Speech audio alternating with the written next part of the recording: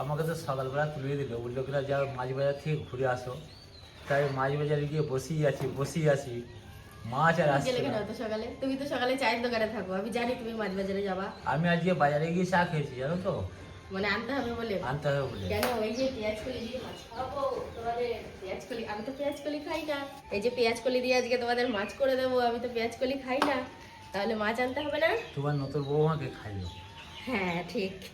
হ্যাঁ, আমার বৌমা খুব লক্ষ্মী, সবকিছুই খায়, কোনো কিছুতে না নেই। হ্যাঁ তোমার বরঞ্চ বৌমা। বরঞ্চ বৌমার শাশুড়ি বলছে পেঁয়াজ খায় না, পেঁয়াজ কলি খায় না। আমি খয়রা মাছ নিয়ে, বন্ধুরা তোমরা দেখেছো কিন্তু 100 টাকা কেজি, 80 টাকা কেজি, মানে বেশি হলে 100 টাকা কেজি দিয়ে কিনি। 540 টাকা, 550 টাকা এই রেটে কিনি, ঠিক আছে। আর ও কি কাণ্ড করেছে। বাহ, বেগুনগুলো তো দারুণ এনেছো।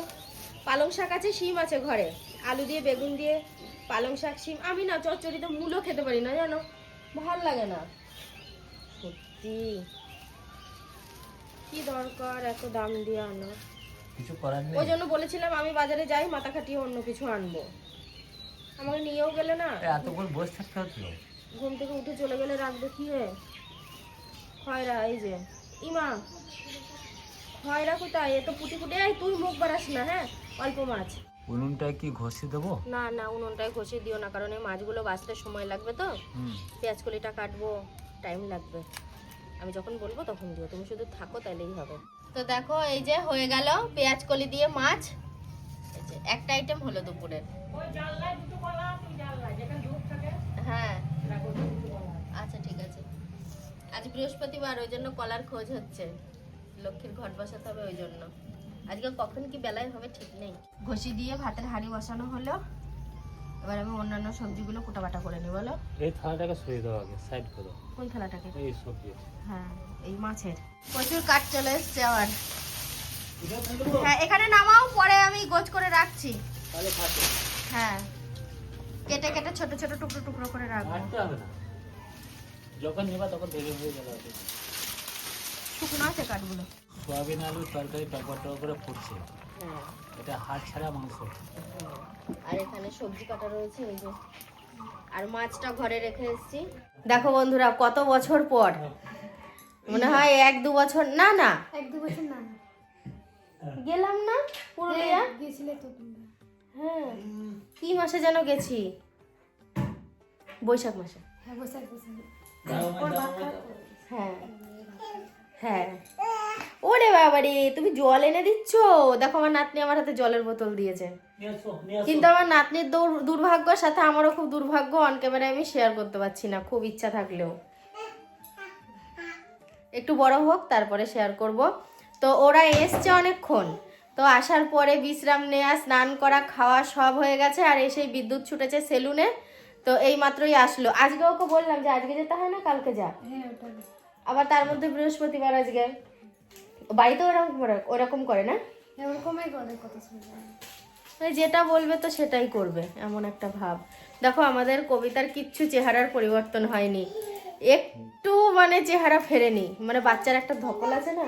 আচ্ছা বন্ধুরা তোমরাই বলো, আমি এদেরকে গুলিয়ে ফেলছি। যখন আমি ওই মানে কি বলবো একে দেখছি, তখন মনে হচ্ছে সোহিনী এরকম। হ্যাঁ হ্যাঁ দেই। এখন রাজু শ্যাম্পু চাইছে, দিয়ে আসি। এই যে একজনের নাতনি, এর নাতনি এসে এটা ভেঙে দিয়েছে। তোমার হাত পা গুলো ভাঙবে এরপরে, চাপ নেই। বিদ্যুৎ এখন স্নান করছে, তারপরে ও আসলে ওকে খেতে দেবো, তারপর এক জায়গায় সব বসে গল্প সল্প হবে। কানের টানের কিছু পড়িনি আমি, না কানের বাড়িতে পড়ি না, জানো তো। এই আমিও করতে পারি না, কোথাও গেলে ঠিক আছে, কিংবা পড়লাম হয়তো খোলা হলো না, আলসেমি করে পড়ে থাকলাম, তখন ঠিক আছে। সোফা কাম বেডটা ছড়ানো হয়ে গেছে, এখন এতে সময় কাটানো হবে। এই যে এসেই সেলুনে দৌড়িয়েছে। এই কেমন আছিস বল? ভালো। অনেকদিন পর সবাই তোকে দেখলো না, তুই মাঝে আমি তো দুর্গাপুরে এসেছিলাম। হ্যাঁ, আমার শুধু মনে হচ্ছে অনেকদিন পর, কিন্তু মাঝে সবার সাথেই দেখা হয়েছে।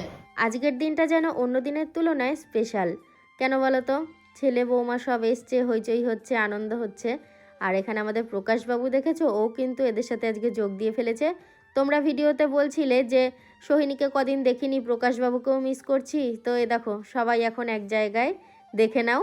আর আমার কর্তা ওদিকে কি করছে জানো, আজকে হচ্ছে বৃহস্পতিবার, তো সেই কারণে ও আর কি গাছের জলটা পাল্টাচ্ছে। তবে বৃহস্পতিবারেই যে পাল্টাতে হয় এমনটা কোনো নিয়ম নেই, বিষয়টা হচ্ছে ও সপ্তাহে একদিন করে পাল্টায়, সেই জন্য আজকের দিনটা মানে ওই দিন আর কি।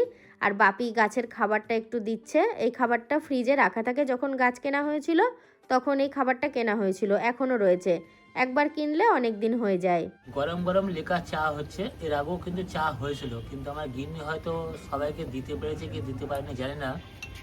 আর কাপ ধুতে গিয়ে একটা কাপ গিন্নি ভেঙে ফেলেছে। যে না কাপটা- না, কোথায়, ওই যে বলে- এমনি চা ঢেলেছে দিয়ে সে চুলের মতো হয়ে গেছে ফাট পুরো, আচ্ছা এমনি কাপ সব ঠিক আছে। ঠিক আছে। হাত এখন ফসকে একটা প্লেট পড়ে গিয়েছিল কিন্তু তাও ভাঙেনি। হ্যাঁ আরে ওটা অনেক দাম দিয়ে কিনেছিল তোমার বৌমা, তার জন্য ভাঙিনি। ঠিক আছে, তুমি জানো নাটা, আমি জানি। এ রাজু, রাজু সবাই আয় চা খাবি। আজকে কিন্তু আমাদের বাড়ির চায়ের আসরটা খুব ভালো জমেছে, সবাই আমরা একসাথে রয়েছি আর চা খেতে খেতে বেশ ভালোই গল্পও জমে উঠেছে। আর আজকে সন্ধ্যের আগেই চা বানালাম, অন্যদিন সন্ধে দিয়ে বানাই, আজকে সন্ধে দেওয়ার আগে বানালাম। তোর মেয়ে যদি তোর বাবার কাছে যায় কত সুন্দর ঘুরতে যেতে পারে, কিন্তু হ্যাঁ আসছে না তো, ওর কাছে যাচ্ছে না, গাড়িতে চাপি নিয়ে যাও। ও জোর করলাম আসছে না। সব বাচ্চারা যায়, ওর কাছে খুব সুন্দর। হ্যাঁ ও আনাড়ি করছে। না না ও যাচ্ছে না, আমি করে যাচ্ছি। যখন বৈশাখ মাসে গিয়েছিল তখন কিন্তু সবার কাছে যেত। আরে আমাদের রক্ত, বাপরে পয়সা ছাড়া কি চশমা হয়। ও কেমন ভাবে যেন সৈনি দেখায়, পয়সা পয়সা হাতে করে, বিশাল ভাব নিয়ে বেরিয়ে গেল। তো আমাদের প্রকাশ বাবুকে দেখলে আজকে কিরকম ভাব নিল। তো কবিতা গেল ওই ঘরে, ও ঠাকুমার সাথে বসে এখন টিভি দেখবে। আর একটা জিনিস আমি ভুলে গেছি, দাঁড়াও, এই যে মিষ্টি, মিষ্টিটা সহিনি ওই ঘরে দিয়ে আসো গা, যাও দাও পয়সা দাও, কি আনবো? ওহো সিঙ্গারা আনাবো, একটু মুড়ি টুড়ি খাবে সব।